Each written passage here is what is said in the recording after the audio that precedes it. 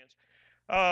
In some ways, you're going to get to see the challenges of speaking on a lectureship because Roger just tramped all over my topic this morning. He mentioned that we tend to look forward and backward, and the lessons that I'm going to try to do this week are all kind of backward-looking lessons.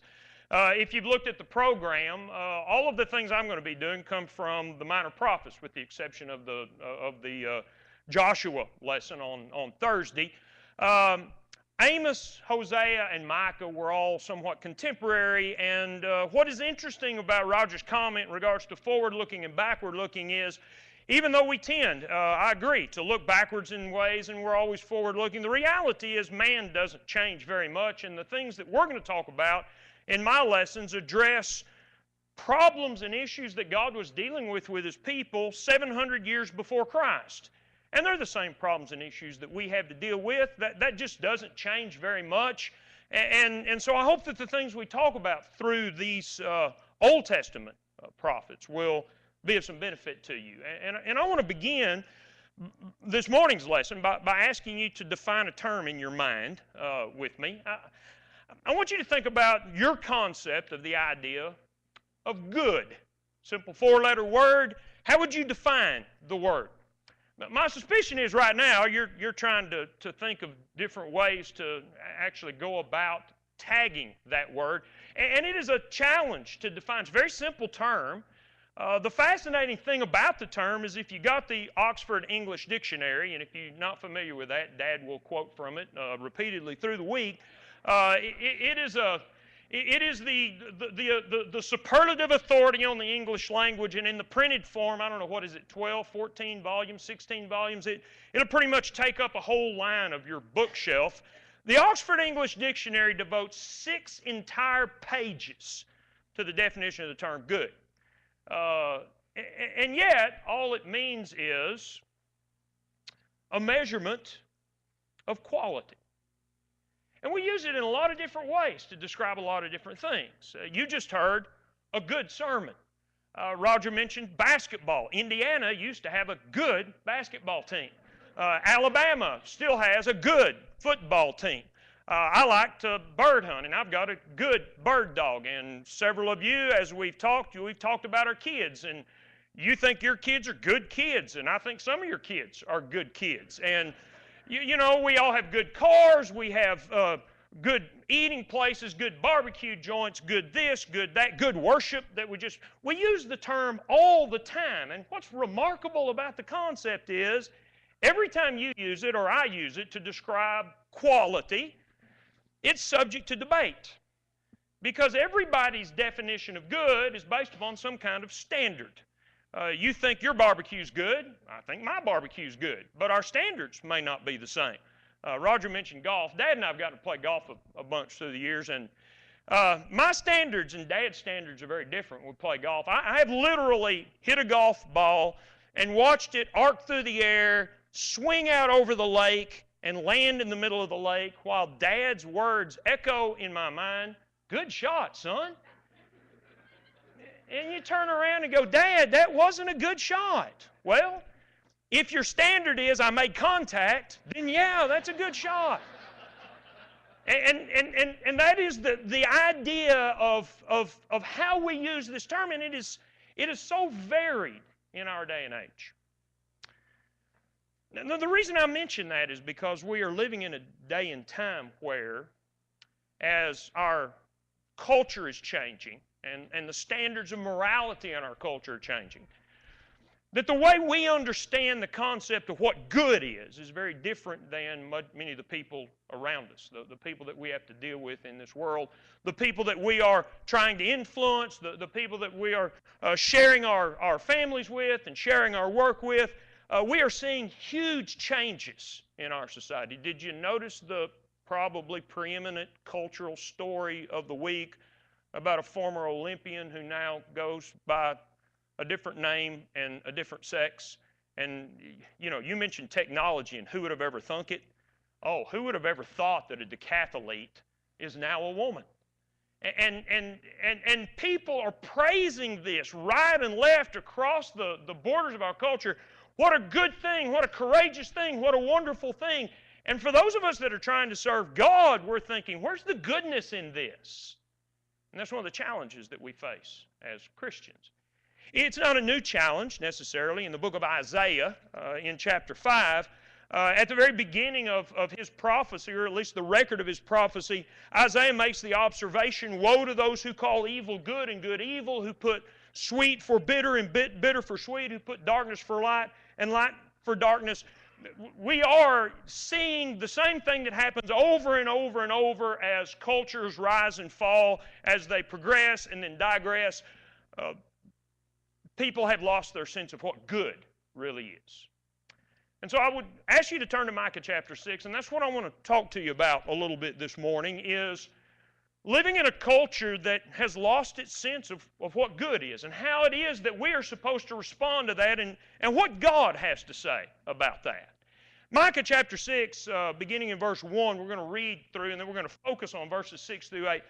Micah, along with Amos and Hosea, that we're going to discuss as we go through the week, Micah was a prophet, at least Micah was predominantly to Judah, both to Judah and Israel, in the days of the divided kingdoms, and about the time of what historians would call the Assyrian crisis. The Assyrian armies are marching upon the northern kingdom and the southern kingdom. Actually, during Hezekiah's reign, they will take everything except Jerusalem, even from the southern kingdom, and God would spare them, and that kingdom would last for another 170 years or so, but it's a kingdom in disarray. And the northern kingdom had become so completely corrupt at this point that their destiny was sealed. And so these three men that we're going to talk about a little bit from their prophecies, they are all essentially prophets of doom.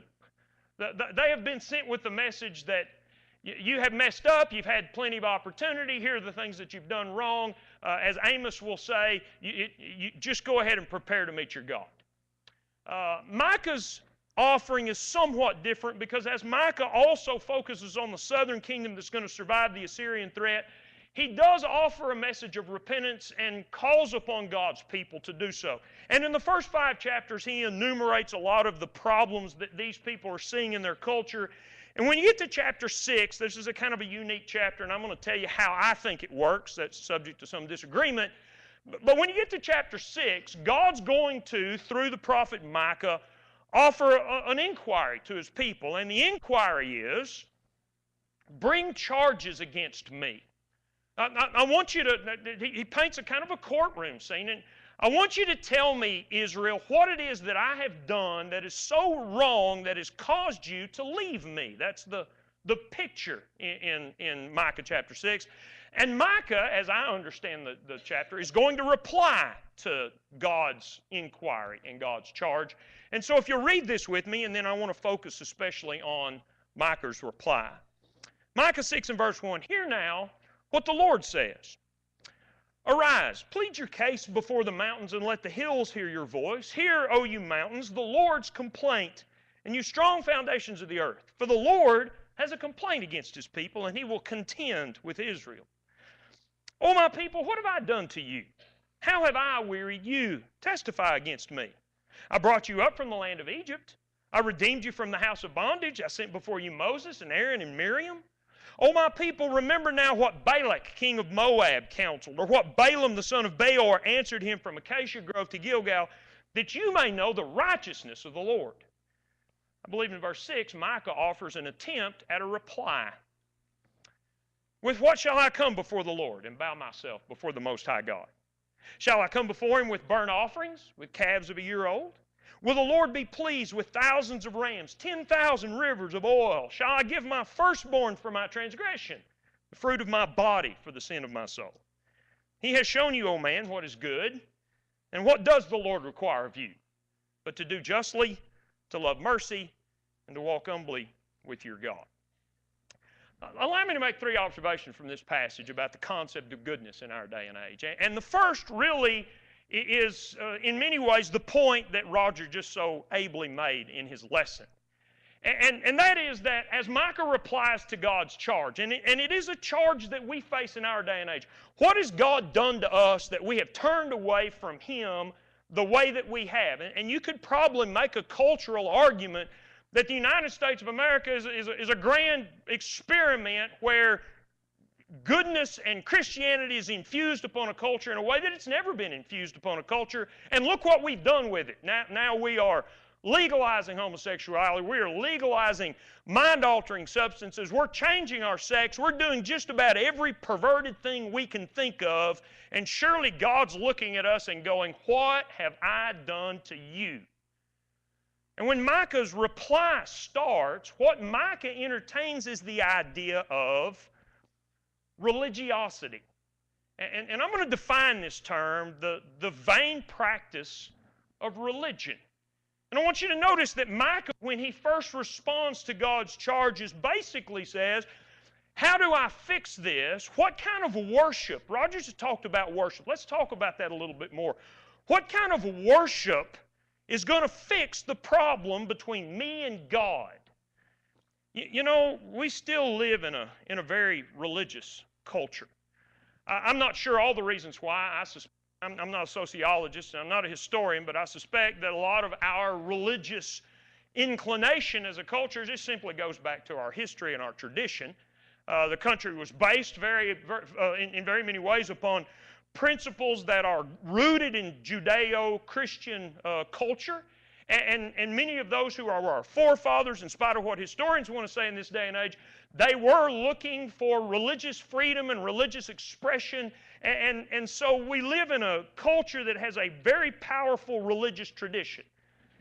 Gallup does a poll every so often on religion in America. Last year they conducted a poll, and the statistics were amazing. I think almost 99% of the people in this country still believe in God, which I find just incredible. But that's what they found. The one that I want you to appreciate is that 70% of people in the United States of America still consider themselves religious. And religious in the sense of Christian religion. I don't think that the idea encompassed the idea of Islam or Hinduism or various and sundry other major religions. Just the idea of Christianity, 70% of the people in this country still consider themselves. And you can't go anywhere in the country, pardon the old terrible expression, you can't swing a dead cat in this country without hitting a church building. There are religious people everywhere you look. Things are very much like they were in Micah's day. If you back up in this book, I want you to notice a couple of things that God says through Micah early. Now, listen very carefully to the criticisms, but they address the idea of a religious people. Micah chapter 1 and verse 7, God says, all her carved images will be beaten to pieces, and all her pay as a harlot will be burned with the fire. All her idols I will lay desolate. She gathered it from the pay of a harlot, and they'll be returned to the pay of a harlot. And you think, well, wait a minute, that's idolatry. Idolatry is still religion. And for the most part, idolatry in the northern kingdom of Israel was Jehovah-based religion. True, they embraced the Baals, but they also had perverted the worship of God Almighty and set up golden calves, but they still considered themselves worshipers of the Lord. And God's addressing what He's going to do to their empty worship. Go over to chapter 3. Look at verse 5. Thus says the Lord concerning the prophets who make my people stray, who chant peace while they chew with their teeth, but prepare war against him who puts nothing in their mouths. Therefore you'll have a night without vision, and you'll have darkness without divination. The sun will go down on the prophets, and the day will be dark for them. The seers will be ashamed, the diviners abashed. They will cover their lips. There's no answer from God. He's addressing the fact that these people made religion a part of their day-to-day lives, and there were priests active, and there were prophets active, and there were seers active. These people were religious people. Yet when you study the minor prophets, what you find is that these people were extremely ungodly people. The trend that Roger described towards formalistic, empty entertainment in worship is what was happening in their day as well. And it is a huge problem that we are seeing in our culture. And without rehashing the entire lesson, let me just reiterate one thing that I think Roger very well said. What's happened in our day and age is that worship in the general Christian world is not about serving God and praising God and all of the things that we ought to get out of worship. It is rank entertainment. And what people have come to do is to try to find any way to get the building full. I don't know if it's about money. I don't know if their motivations are sincere. But you see it all over the place, and there's just no impact upon character. There's no impact upon doctrine. There's no effort to try to help people understand who we're supposed to be. You can answer this question by nodding your head yes or no. Do you think that the world in 2015 is morally digressed from the time that you were a child? Yes or no? I grew up in a little town in West Texas. It was for all intents and purposes Mayberry. We could get on our bicycle in the morning and ride off. And I'm sure that Mom was somewhat concerned, but somebody knew where we were. She could have picked up the phone, called any number of people. I don't suspect that she was terribly worried about where we were. You couldn't get in too much trouble in Slaton, Texas. I live in a very safe little community.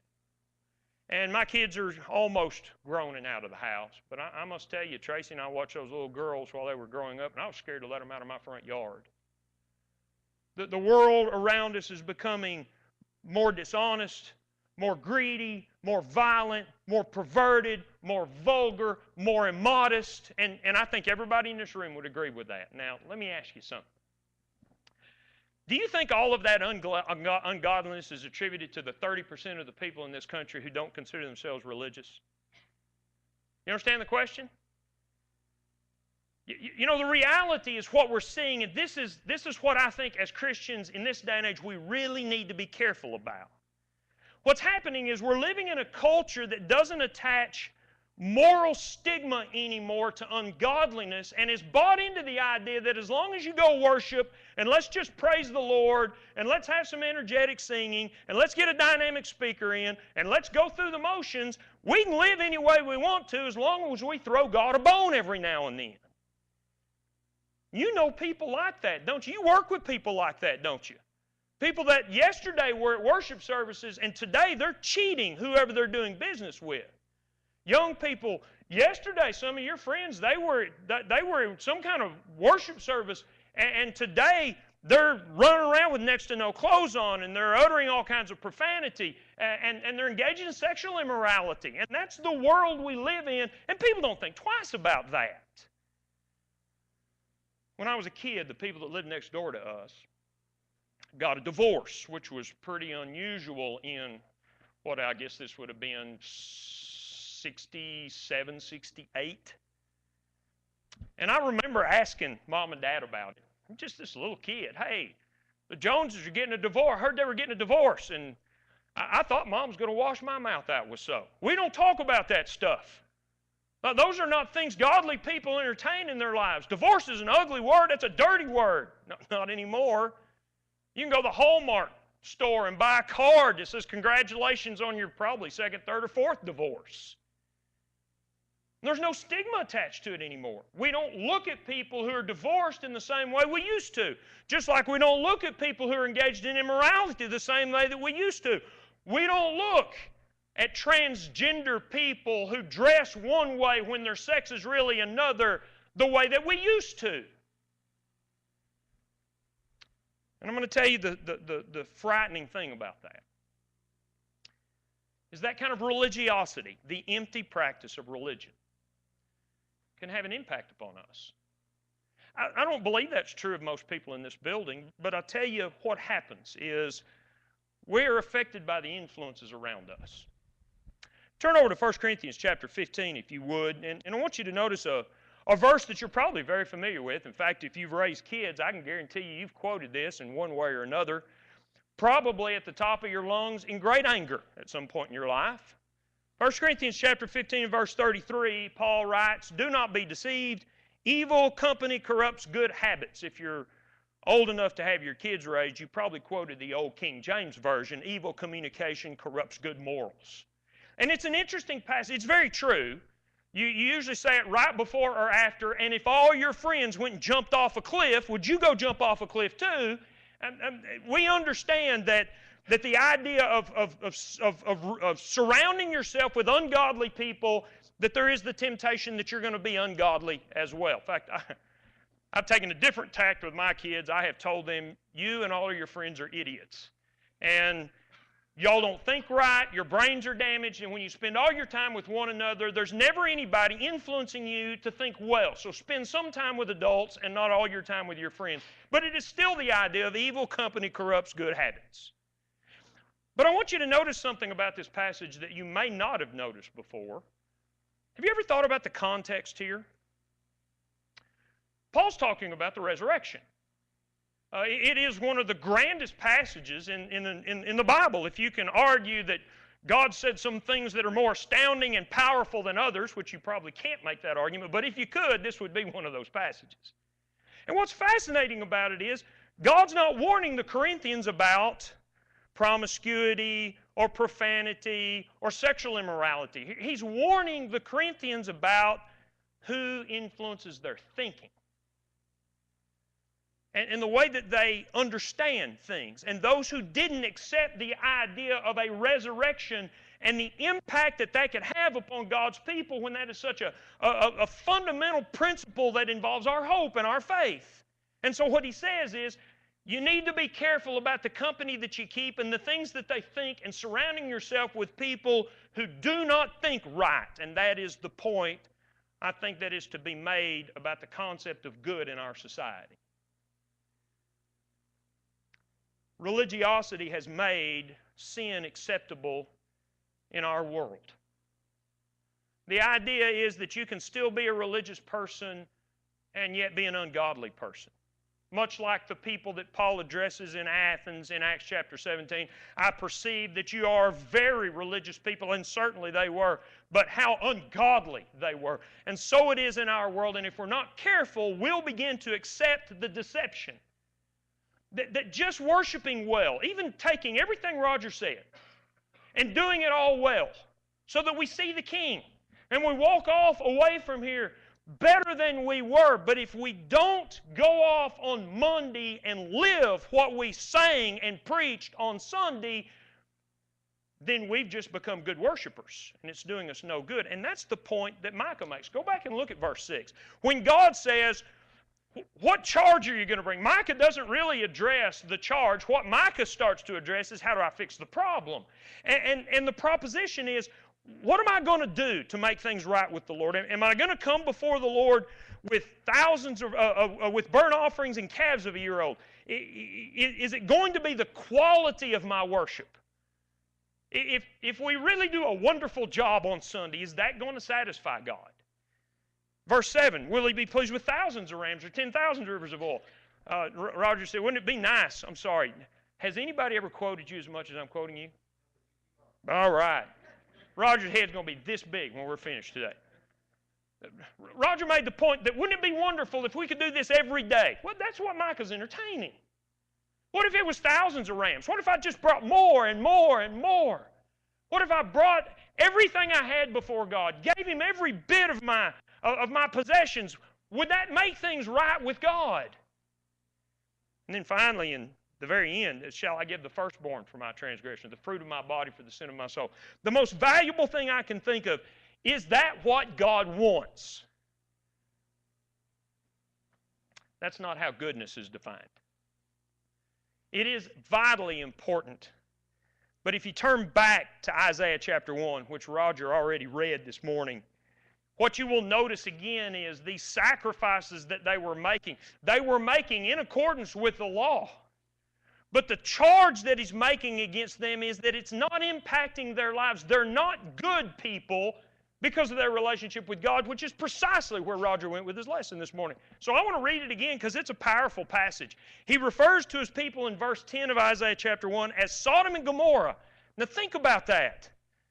You know, God hasn't destroyed just every wicked city that's ever existed on the face of the earth, but he destroyed Sodom and Gomorrah, and they become an example. And now he's talking to his own people. Hear the word of the Lord, you rulers of Sodom.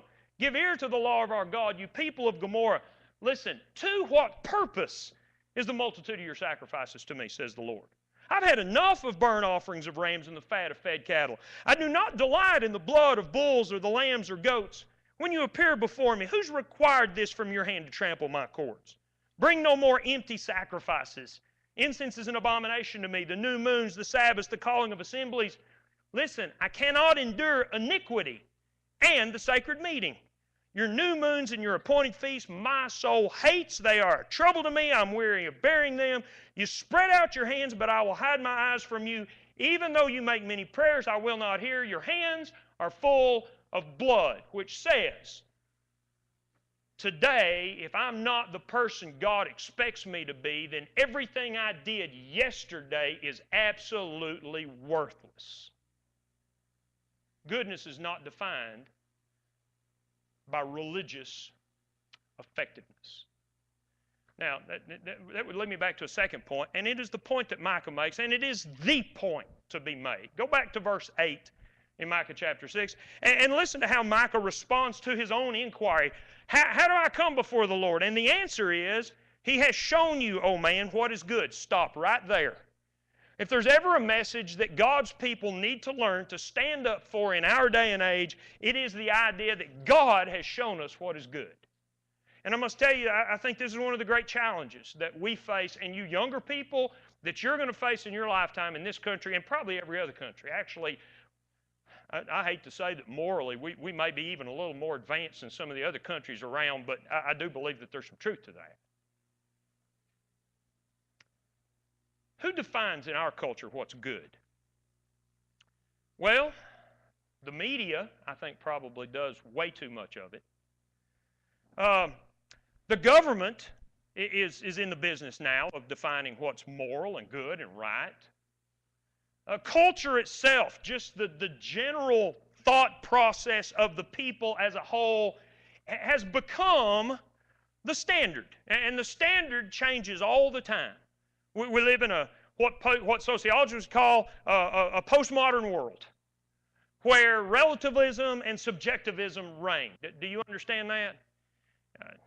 I don't either. What that means is everybody just kind of decides what they want to do, and that's what they do. And I'm going to tell you, I came starkly in realization of this some years ago teaching the high school class at home. I was teaching a class on dancing, and rather than just get up and say, dancing's wrong and you're going to go to hell if you do it, I spent 40 minutes in class going through all the biblical portrayal of how people in different ways move to music. And moving to music in and of itself is not wrong. But when you get to the sensuality that is very often associated with dancing, and I tell you, by the time I was finished, I thought, you did a pretty good job with that. There's nobody can answer that argument. And at the end of class, a little girl, I'll never forget this, she raised her hand and said, I think it's okay. And honestly, I didn't know how to respond to that. I just spent 45 minutes talking about what God thinks, and her reply is, it doesn't really matter what God thinks. I think it's all right. And that's the problem we face. You know, my youngest daughter called me, texted me, talk about your technological advances. She would never call me from school, but she texted me because that's okay. And she's in class, and her question is, hey, Dad, what does the Bible have to say about dinosaurs? And my first reaction is, why are you texting me in class? You're supposed to be paying attention. And then my second reaction was, well, that's a pretty good question. At least she's thinking about spiritual things. And my response, she probably didn't like too much, was, well, the Bible really doesn't say anything about dinosaurs. And I wanted very desperately to take the time to offer about a 5-page response that says, the problem you're about to deal with whoever you're talking to is you're looking at the Bible as a standard and they probably aren't. So it probably doesn't matter to them what the Bible has to say. Now, fortunately, in this case, it did, and I was pretty impressed with all of that. But what we're dealing with is people outside there, and they don't really care what the Bible has to say anymore. That's not what's important. That's not who's setting the standard. It's whatever is culturally acceptable. It's whatever is tolerated. It's whatever is politically correct. There's a huge degree of irony in the idea that the only people in our day and age that our culture won't tolerate are Christians. We're told you tolerate everybody else, but we won't tolerate you. And how do you define what's good? It's a golf shot out in the water. You know, we're talking about two different ways of viewing things, and that is a challenge, folks, because what that says to us is, in regards to most people, there is no accountability.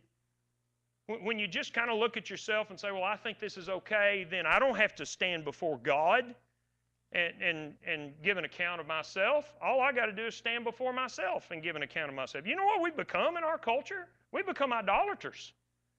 We're not bound down before pieces of wood. We're bound down before the image in the mirror. We're bound down before whatever we're told on the internet or whatever the media chooses.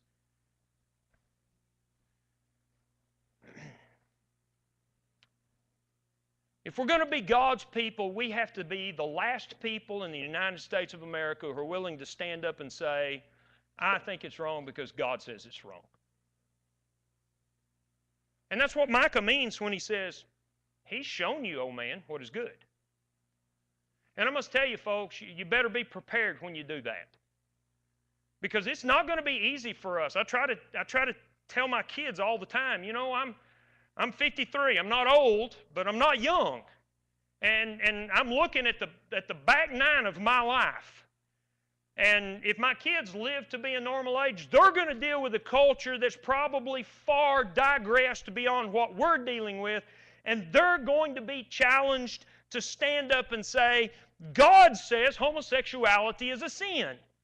And everybody else is going to say, yeah, but the rest of culture doesn't say that, and I don't feel that way, and that's not the way I'm oriented, and that's not...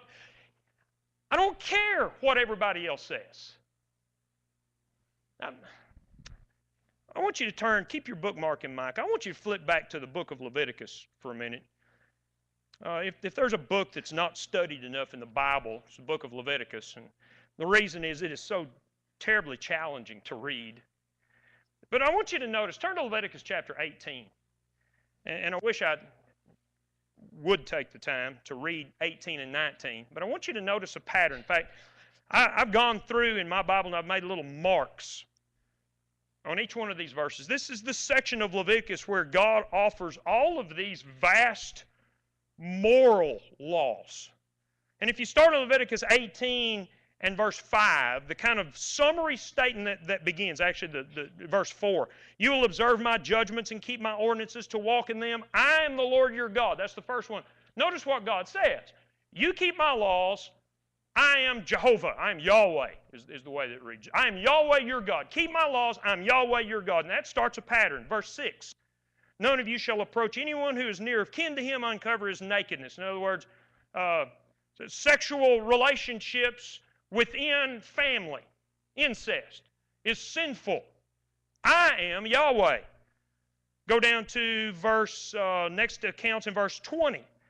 Moreover, you shall not lie carnally with your neighbor's wife to defile yourself with her, and you shall not let any of your descendants pass through the fire to Molech, nor shall you profane the name of your God. I am Yahweh. You move down to verse 30. Therefore you shall keep my ordinance, so that you do not commit any of these abominable customs which are committed before you, and that you do not defile yourselves by them. I am Yahweh, your God. Verse 3 of chapter 19. Every one of you shall revere his mother and his father, and keep my Sabbaths. I am Yahweh, your God. Do not turn to idols, nor make yourselves molded gods. I am Yahweh, your God. Do you know why God does that? Because He's reminding us that all these things are wrong because of who He is. They're not wrong because the culture doesn't accept them. They're not wrong because they don't feel good or that there's no pleasure in them. They are wrong because God says they are wrong.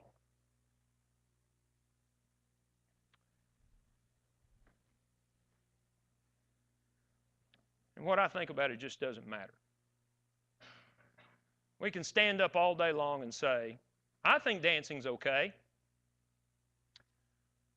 But when God tells us that sensuality is something that Christians are to avoid because it's not fitting, as He does in Colossians 3 and Ephesians 4, He is Yahweh. We are not.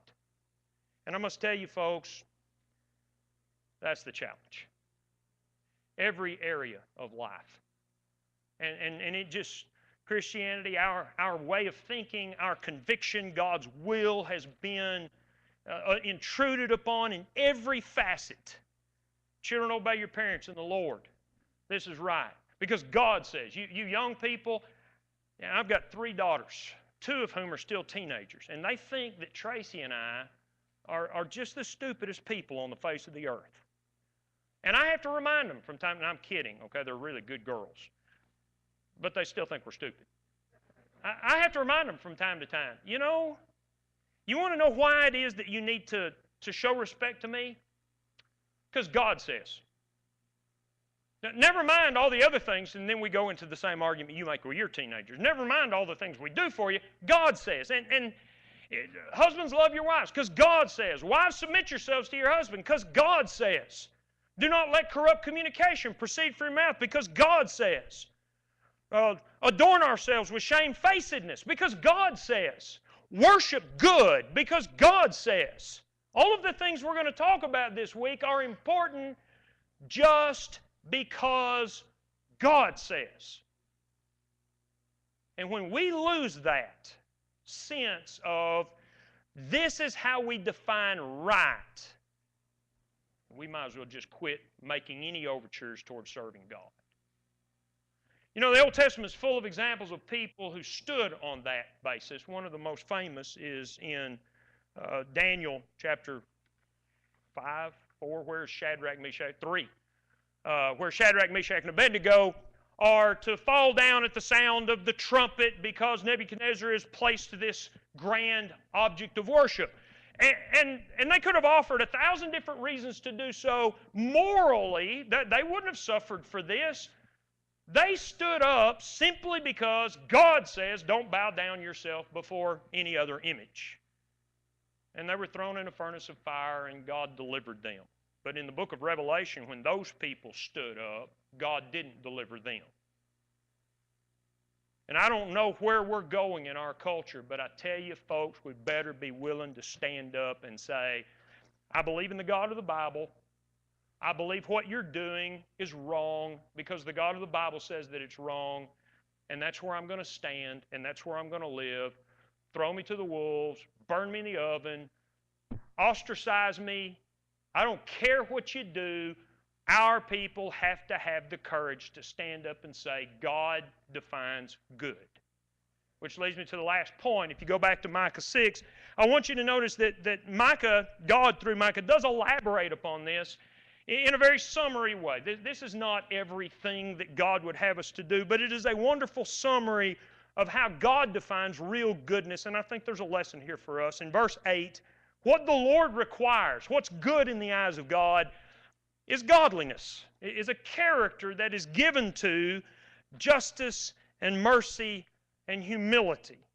And I think most of us well understand, especially in this audience, when God created man in Genesis chapter 1 and verse 26 in His own image and after His own likeness, that is a concept that addresses all kinds of ideas, but probably at the very basis of that is our identity, our character, the people we are supposed to be are people that are made like God is.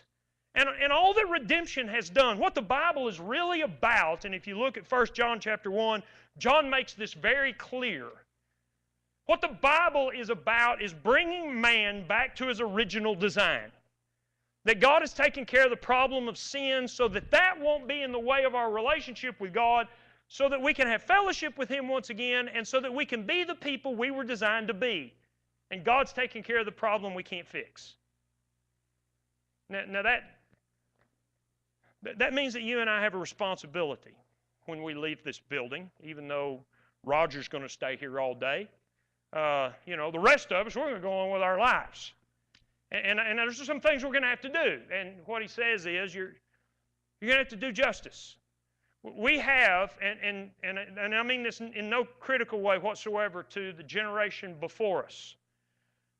Many of you, a generation ahead of me, and the generations that preceded you have spent most of our time as Christians, or much of our time, fighting the doctrinal perversions that have come along in this country. And to our credit, we need to do that. We have to do that. God commands us to do that.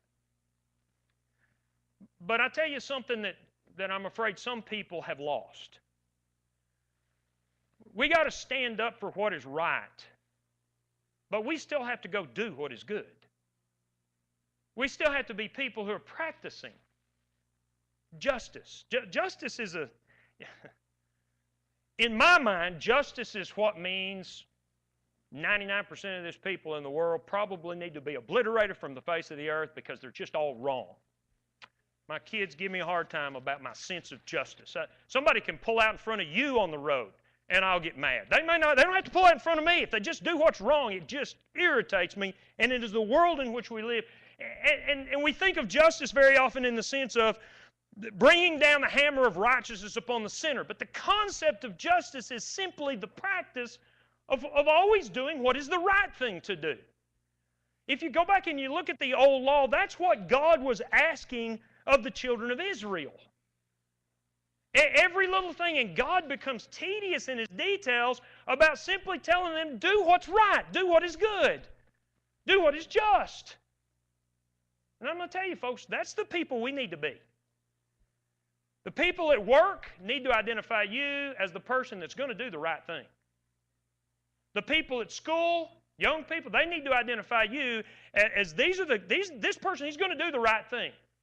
He's going to return the extra dollar and change. He's not going to cheat on his bid in business. He's going to wear the right thing. He's going to say the right thing. He is going to be the person who respects God's standard of justice in everything that he does.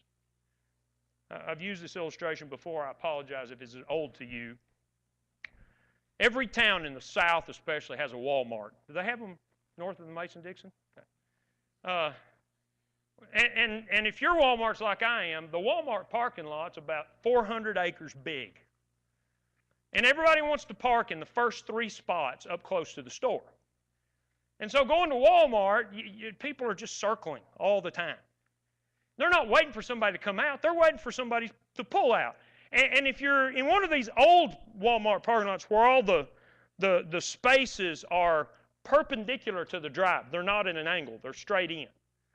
Well, what very often happens, what always happens to me is, after I've made my 4 or 5 loops, because I do it too, I'll notice somebody pulling out, they get in their car, and I whip up there and I turn on my turn signal, and they take 4 hours to put 2 bags in their car. And in the meantime, a car comes from the other side. Has this happened to you? And you're both waiting for the same parking space. And if they pull out and they back towards you, you're toast. That other car's going to get in there.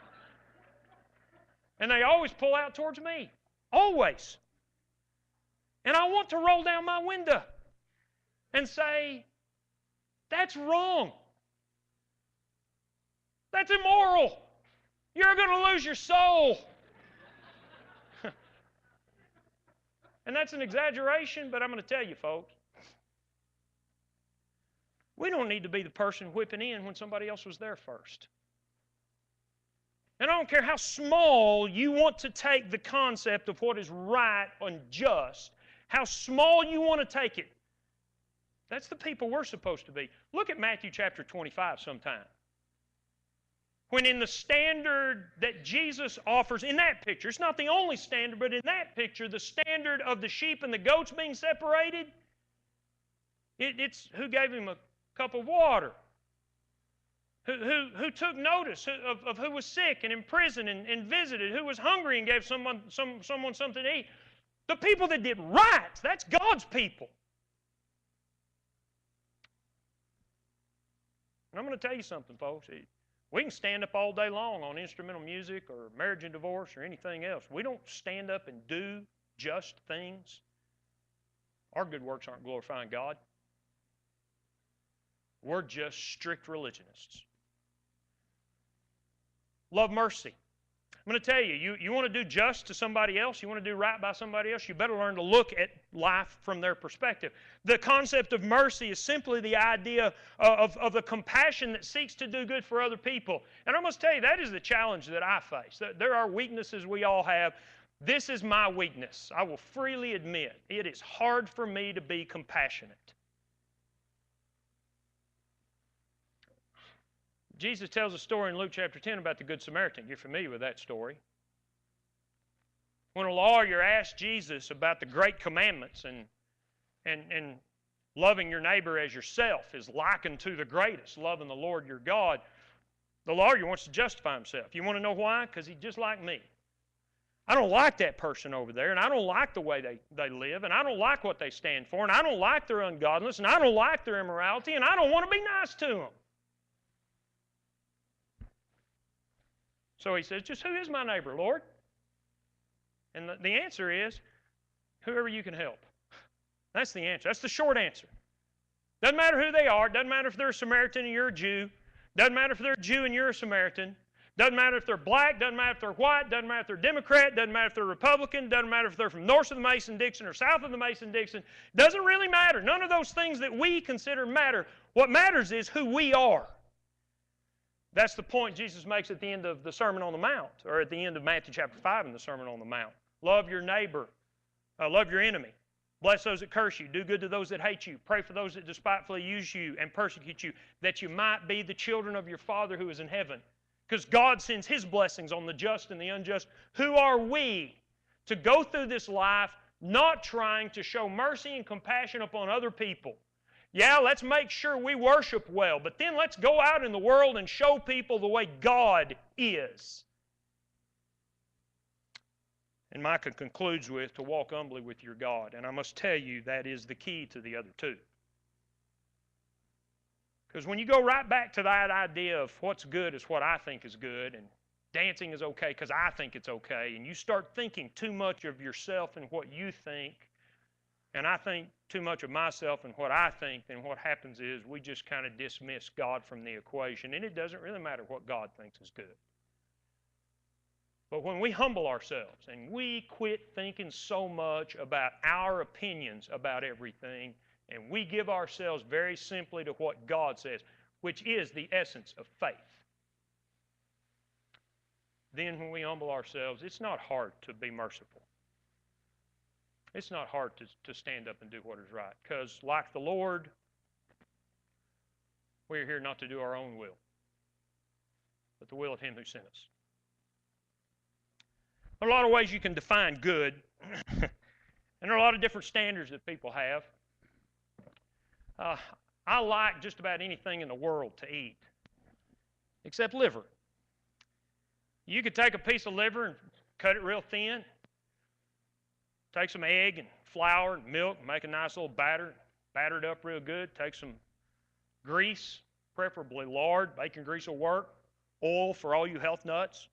You can fry that thing up golden brown. Then you can take cream gravy and you could pour it all over and serve it with French fries and a big glass of unsweet iced tea. And it's still liver and the nastiest thing in the face of the earth. And there's nothing good about it. Now, somebody's going to come up to me after service and say, I love liver. Well, I'm sorry. You can have mine. And we can disagree about that all day long. And we can disagree about football, and we can disagree about basketball, and we can disagree about north and south and east and west and everything else you want to disagree about, folks. But I'm going to tell you something. God defines what's good. It's not just about being religious people. It's about taking His standard, making it our touchstone, doing just, loving mercy, walking humbly, and then going out in the world and standing up for what God says is right. And if you've never taken advantage of what God says is right about forgiveness, it doesn't really matter what anybody else out there says. What does matter is what God says. Jesus died on the cross for our sins. We can repent of those sins and give ourselves to service of God, change our mind about who we're serving, stand up every day in our life and in the things that we say and confess our faith in Jesus Christ and be baptized for the remission of our sins.